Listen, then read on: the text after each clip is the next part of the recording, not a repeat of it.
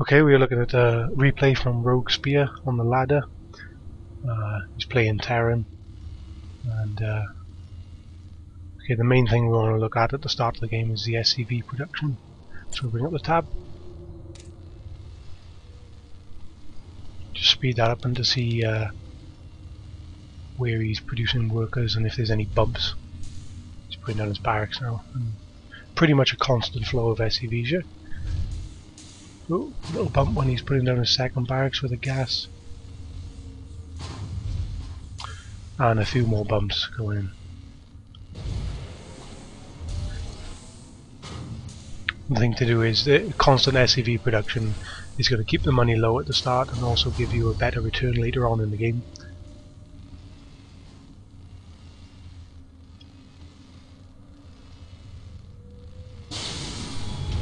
Also, what you want to look at when the first barracks completes is to get that overall command up.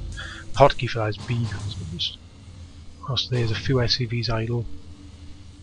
Control F1 also selects the idle SCVs to put them back. Get them back to working. If you jump back now and have a look at the build rather than the SCV production. Good mannerisms there from Rogue. Good luck, have fun. Nothing back from his combatant. Okay, so we've got supply depot going down. 110. And the barracks comes down first. It's pretty good timing there with the first barracks. The SCV working away.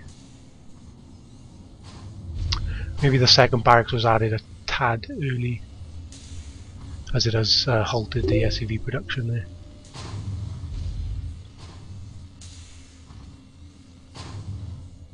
Good job not getting supply block though. One thing is, you should really be scouting at this moment because you don't know. You want to know if your opponent's got gas or if he's coming to attack you with non-gas units. Two in the refinery. Looks like Rogue is gearing up for an early expand himself, which is not bad with the three barracks. And of course 2 bunkers, very good idea, especially since he hasn't scouted.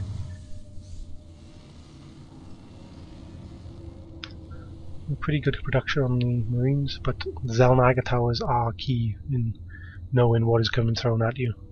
They give you the vital time needed to pull some SCVs and repair the barracks. Bunkers. Right. This better be good. Don't know if there's any attack angles that his opponent could use. Looks like he's just sat in his base and hasn't scouted either, so it's fairly even at this point. With Rogue having the expansion up though, it's really going to go one-sided the longer the game goes on for his opponent.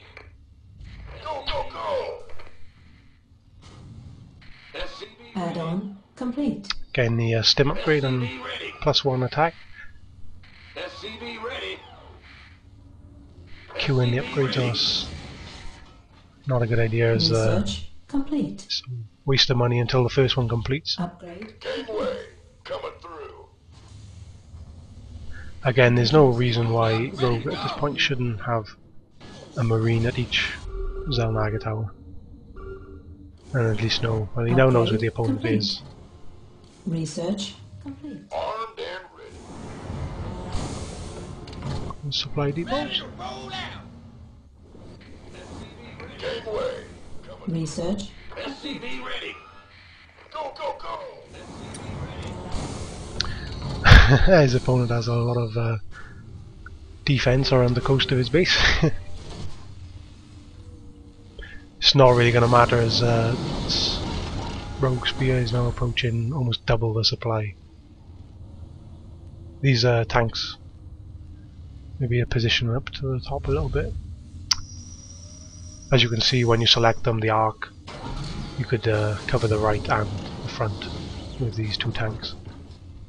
Maybe have a third down with the bunkers.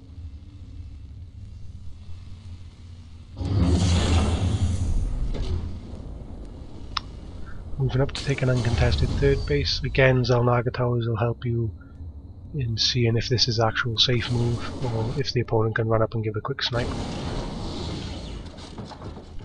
Positioning of tanks again up on the high ground as previously stated, and down here can help in securing these expansions. Just a few niggly bits and gas.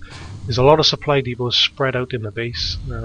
If the opponent was to drop, then this could hinder your forces coming back and dealing with the said drop.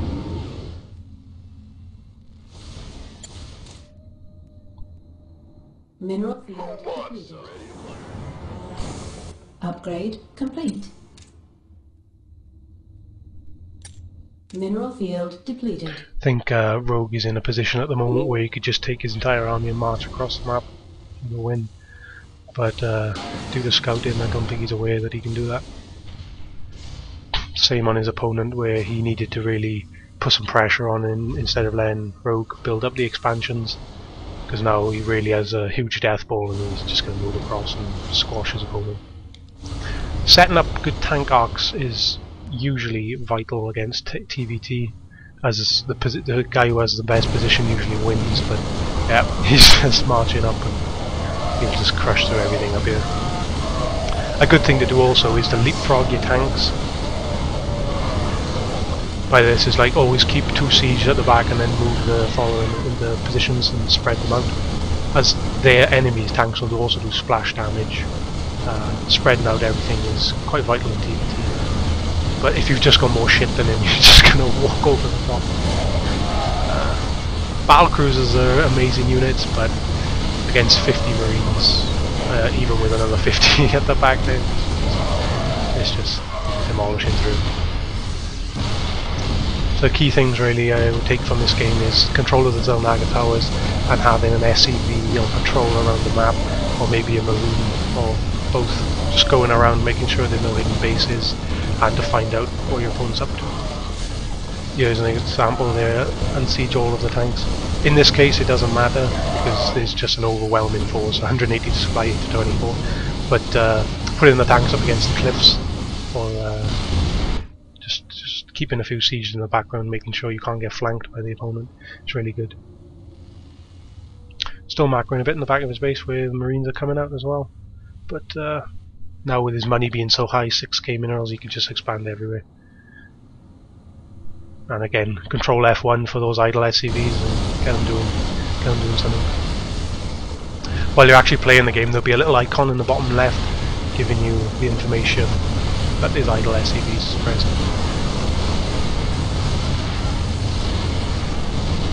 Again, he's just walked in with a hammer and just Hulk smashed the opponent's face here. Very good macro there from Rogue. GG.